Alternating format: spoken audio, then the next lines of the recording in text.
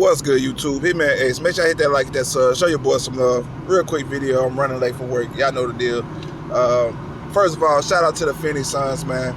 Coming out here victorious in game one. And here's a fun fact, y'all. This is our first time in NBA history, in franchise history, I have to say, the Phoenix Suns has ever been up 1-0 in the NBA Finals, man. Making history, man. This year has been historical and monumental, man, and it's indicative of this culture, man. I just gotta say, I'm proud of this team, man. All season we've been against all odds. A lot of people have picked every team that we've beaten. The general consensus around at least YouTube has been those teams can beat us. The Phoenix Suns don't have a chance against this team. Don't have a chance against the Lakers. Won't have a chance against the Nuggets. Won't have a chance against the Clippers. Now the Bucks. And every series we started off very, very, very hot and focused, man. And I gotta take my hat off to Monty Williams. First of all, there's no stat line for Monty Williams on this game. Right? You got Devin Booker, all the players. We see their stat line, but we never get the coach's stat line, you know. And I got to give my hats off to Monty Williams for coming out here with a great game plan. I mean, I called it before the series that the pick and roll will be the #1 option for the Phoenix Suns, and the Milwaukee Bucks will have trouble guarding that pick and roll, and that's exactly what happened throughout this game. Now, the Milwaukee Bucks did do a great job adjusting, in my opinion. I think I did indicate they could put Giannis at the 5, and that'll give us a little bit of problems, which it did. We had them down 18 points at one point, and they cut it down to 7, if I'm not mistaken, like 7 to 8 points. They pretty much cut that lead in half. But the Phoenix Suns are a resilient bunch of players, man, and that, like I said, that parlays back to my point about coaching, man. Monty Williams does a great job at making sure that this team stays focused and stays poised, man.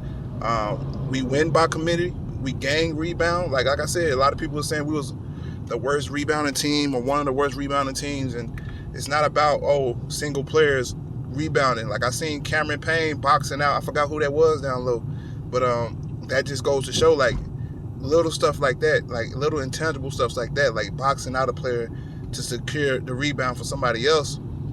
There's no stat line for that, you know. Those are little small intangibles that great teams do. And I just got to take my hat off to Monty Williams for this brilliant game plan, because that's what really won this game. It was mainly coaching and then the players. So I got to give a shout out to CP3. Speaking of players, he led us in scoring with 32 points, and 9 assists, 4 rebounds. Shot pretty well from the field. I'm driving, so I can't pull up the field goal percentages. There it goes right there. 63% from the field, man. This is a first ballot Hall of Famer easily. Even before this season, I should say, he was a first ballot Hall of Famer, and he's just adding more and more to his legacy, man. So, man, listen, man, CP3, man, is going to go down as one of the greatest point guards of all time. I don't care who wins Finals MVP, even though I feel like it's clear as day going to be CP3. But the series isn't over yet, so we don't know. But if I'm going to make a prediction, it should be CP3, regardless of how he plays going forward.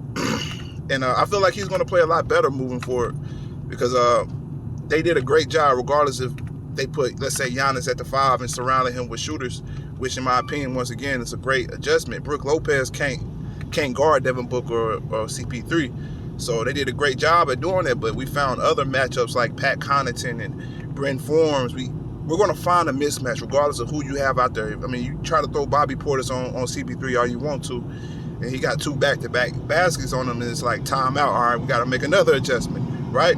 Whereas the Phoenix Suns have the luxury, no matter who's on the floor, it's not a mismatch no matter who's on the floor, right? We can play DA against any lineup that you throw out there, and if you try to go small on us, you're going to put yourself in a hole, right? See, I know Lamont, FYL Sports, salute to him. He had asked a question on his channel one day, like, what do you think the NBA is going to copy from the Phoenix Suns? And a lot of people were saying, the depth and stuff like that, which is true. And I was trying to, explain how two-way, being a team full of two-way players, is going to also be the new norm of the NBA. But I kept getting cut off, and people was telling me this and that, whatever. But I still feel like having a team full of two-way players and a balanced attack is going to be the new norm. I mean, if you look at teams like Charlotte, I feel like Charlotte's on there where they're Utah.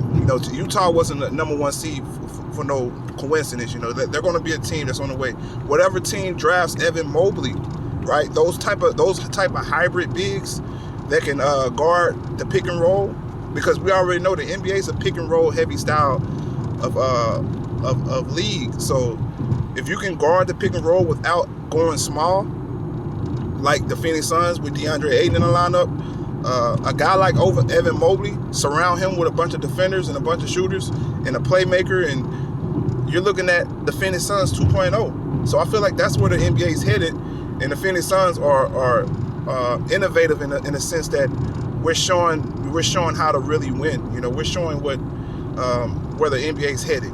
Because like I said, when you can run DeAndre Ayton against smaller lineups and dominate, a lot of teams are going to copy that. That's what they're going to copy. And speaking of DeAndre Ayton, 22 points, 19 rebounds. He had one of his rebounds stolen by Chris Paul, which was very, very scumbag move by Chris Paul. But we got the win. It's all good. It's fun that we can laugh about stuff like that. Little petty stuff like that, we can laugh about it. And that just goes back to the culture, man. It doesn't matter who gets what points or who gets the shots. We want to win. That's all that matters here. So I'm happy for everybody in this locker room, man, including DA. DA caught a lot of hell coming into this playoffs.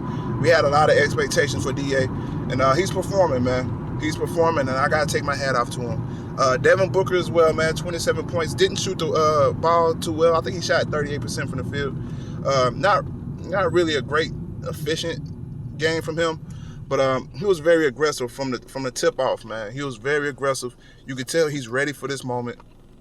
A lot of people question whether or not it'll translate to the playoffs, and it has been. Regardless of what narrative y'all want to push, Devin Booker has been that guy in the playoffs. It's just that simple, people.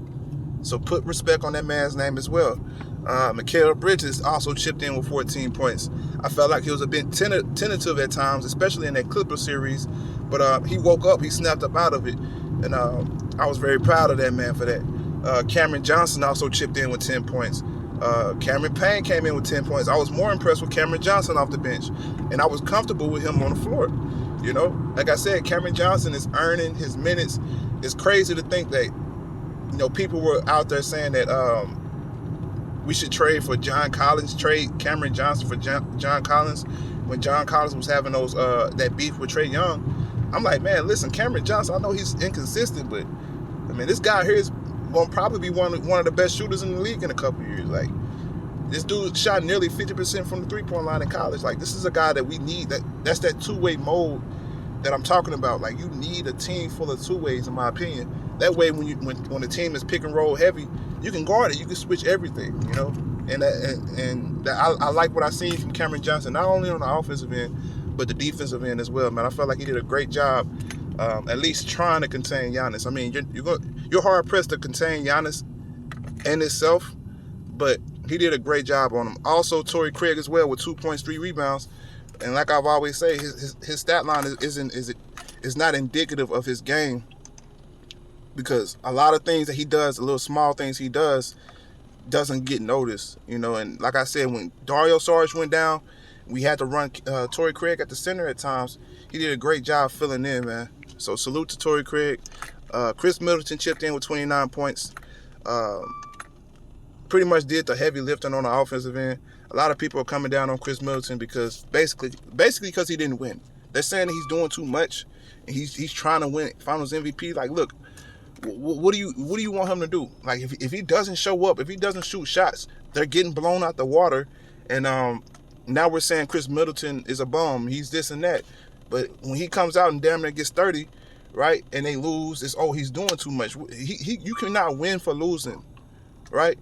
It's like, I don't know what y'all beef is with Chris Middleton, but this is a great talent. He's an Olympian for a reason.